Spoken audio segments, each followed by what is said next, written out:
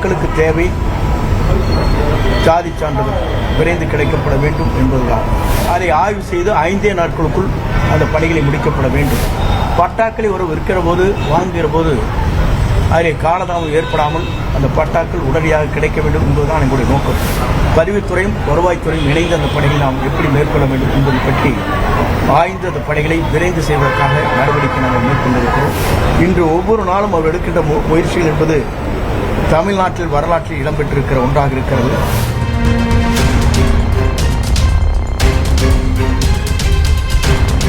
மாண்புமிகு தமிழக முதல்வர் மக்கள் எண்ணங்களை விரைந்து செயல்படுத்த வேண்டும்.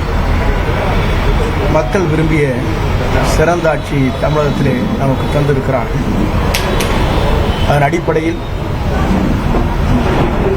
துறையின் வாரியாக ஆய்வுப் பணிகள் மேற்கொண்டு சிறந்த முறையில் அந்த பணிகளை மேற்கொள்வதற்காக இன்றைக்கு தமிழகம் முழுவதும் உள்ள வருவாய்த்துறை அலுவலர்கள் மற்றும் அனைத்து துறையை சார்ந்திருக்கிறார்கள் அலுவலர் பெருமக்களை ஆய்வுப் பணிகள் நடைபெற இருக்கிறது.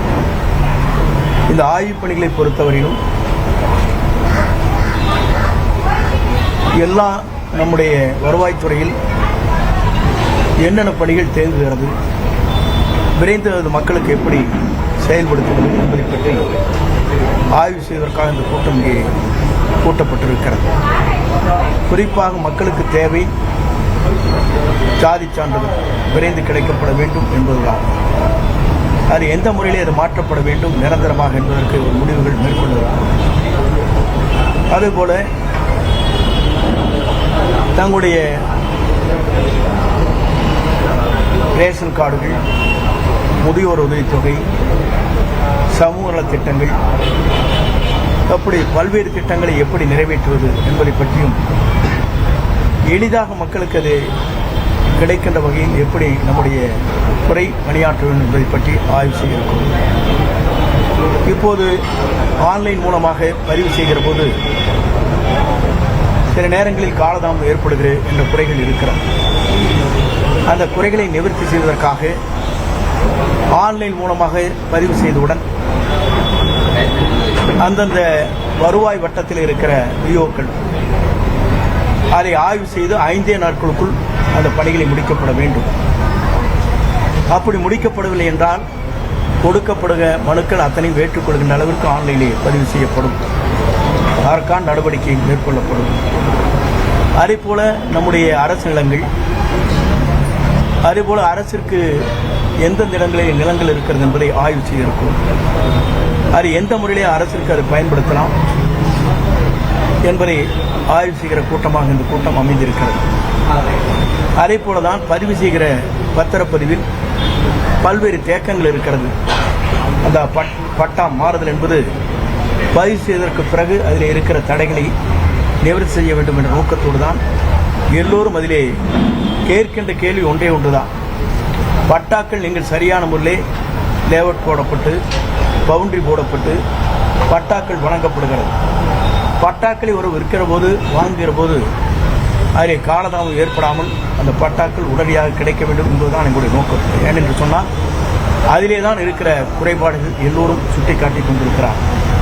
ஆக அந்த சுட்டிக்காட்டுகிற குறைபாடுகளை எப்படி நாம் விரைந்து செயல்படுத்த வேண்டும் என்பதன் மூலமாக வேறு முறைகளில் இதை எப்படி ஒழுங்குபடுத்த வேண்டும், பதிவுத்துறையும் வருவாய்த்துறையும் இணைந்து அந்த பணிகளை நாம் எப்படி மேற்கொள்ள வேண்டும் என்பதை பற்றி ஆய்ந்து அந்த பணிகளை விரைந்து செய்வதற்காக நடவடிக்கை நாங்கள் மேற்கொண்டிருக்கிறோம். அதுபோல இயற்கை சீற்றங்கள் எப்படி இருக்கிறது என்பதை ஆய்ந்து ஆங்காங்கே உரிய நடவடிக்கை மேற்கொள்வதற்காக விரைந்து நடவடிக்கை மேற்கொள்வதற்காக அதற்காக சமூக ஆர்வலர்கள், அதேபோல நிறுவனங்கள், பள்ளிகள், கல்லூரிகள் இதற்காக யார் தயார் நிலையில் இருக்கிறார்கள் அந்த பகுதியில் அவர்கள் மூலமாக அந்த பணிகளை விரைந்து நிறைவேற்றுவதற்கு நாம் அந்த பணிகளை மேற்கொண்டிருக்கிறோம். இப்போது தென்மேற்கு பருவமழையை பொறுத்தவரையிலும் மாஞ்சோலை கொஞ்சம் அதிகமாக கூடுதலாக மழை பெய்திருக்கிறது. கூடுதலாக மழை பெய்தால் மட்டும்தான் தாமிரபரணி ஆற்றில் நீர் நமக்கு கொள்ளளவு கூடுதலாக அந்த அணையில் கிடைக்கும். அதே போல நம்முடைய மாற்று இடங்களை பார்க்கின்ற போது கூடுதல் மழைகள் இப்போது இல்லை. மேட்டூர் அணையை பொறுத்தவரையிலும் கேட்ச்மெண்டல் ஏரியா என்று சொல்லப்படுகிற குடகு பகுதியில் மழை குறைவாக இருக்கின்ற காரணத்தின் அடிப்படையில் குறைந்த அளவுதான் மேட்டூருக்கு தண்ணீர் வந்து கொண்டிருக்கிறது. 2642 கனடியன் சொல்கிறார்.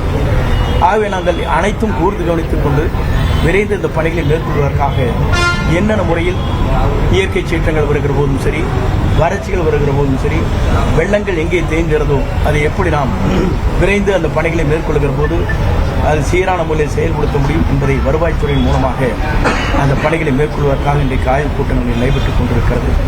இந்த ஆய்வுக் கூட்டத்தின் மூலமாக நாங்கள் எடுத்துச் சொல்வது ஒன்றே ஒன்றுதான்.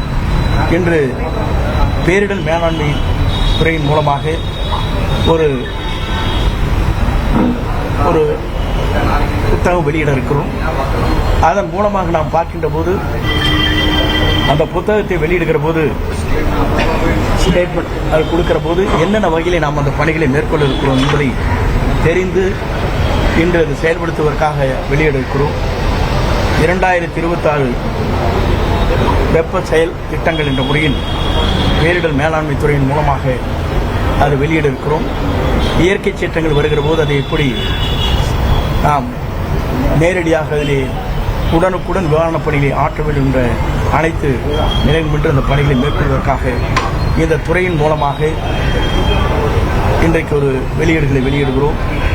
ஆகிய துறையை பொறுத்தவரையிலும் இனி நம்முடைய தமிழக முதல்வர் நினைக்கின்ற மக்களுக்கு எப்படி விரைந்து அந்த பணிகளை மேற்கொள்ள வேண்டும், மக்கள் என்ன எண்ணங்களோடு நமக்கு வாக்களித்திருக்கிறார்கள், அந்த மக்களுக்கு நாம் எப்படி செயல்படுத்த வேண்டும், எளிமையான முறையில் அந்த மக்களுக்கு எப்படி கிடைக்க வேண்டும் என்ற முறையில் அந்த பணிகளை மேற்கொள்வதற்காகத்தான் இன்றைக்கு ஆய்வுப் பணிகள் துவங்கி இருக்கிறது.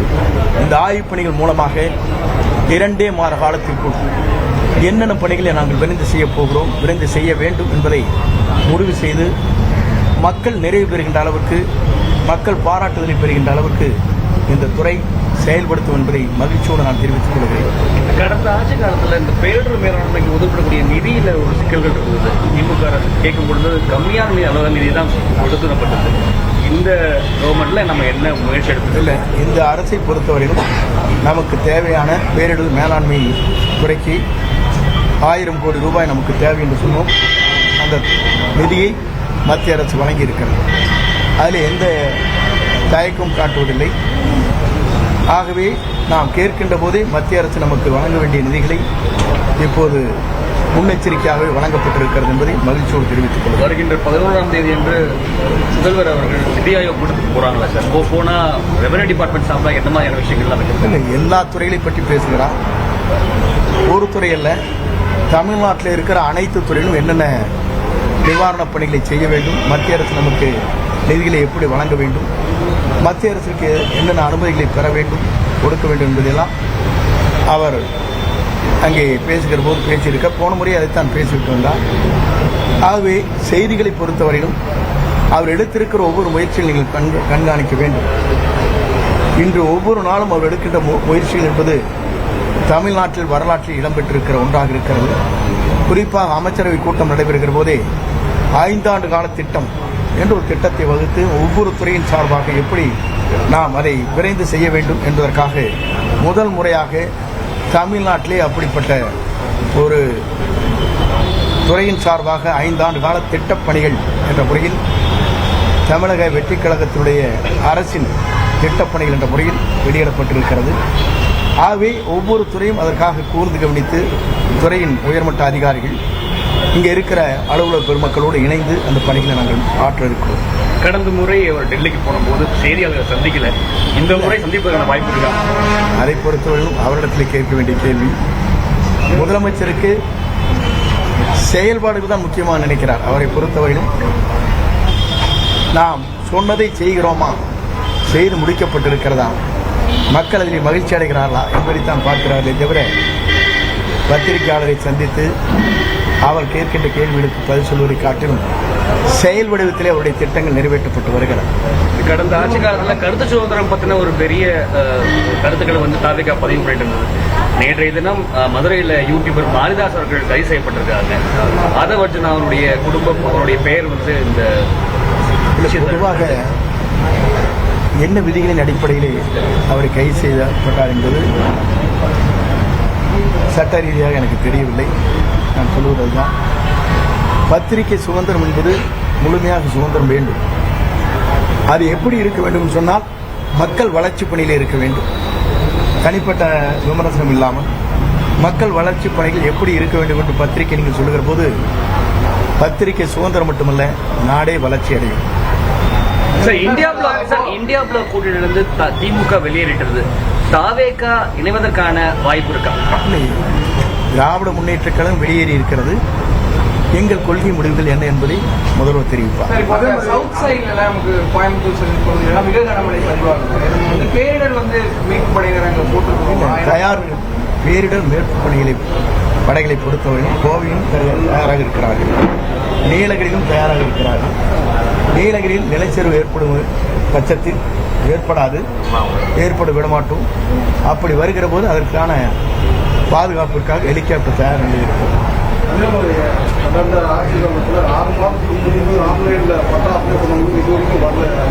இனி அந்த நிலையை இருக்கக்கூடாது என்பதற்காக இந்த கூட்டம் விரைந்து செயல்படுத்த வேண்டும் என்கிற நோக்கம்.